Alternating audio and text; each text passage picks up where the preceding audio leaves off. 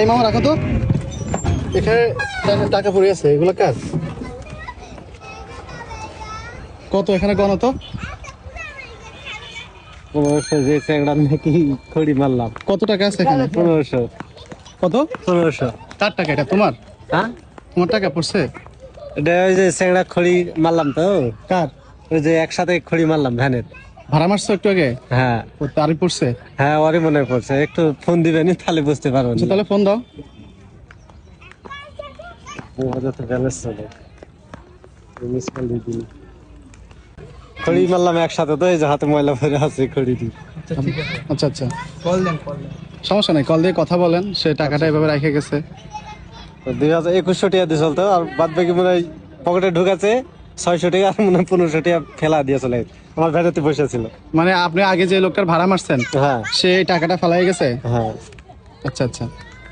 গাড়ি চালাচ্ছে তো। হ্যালো, কারে কোনটাই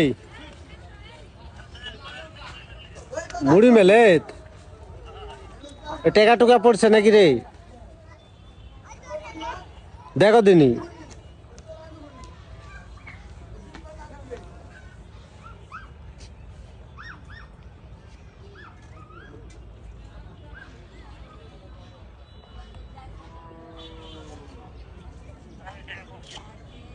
টেকা পড়ে না ভাইয়া। হয় নাই? তাহলে এই টাকা কার?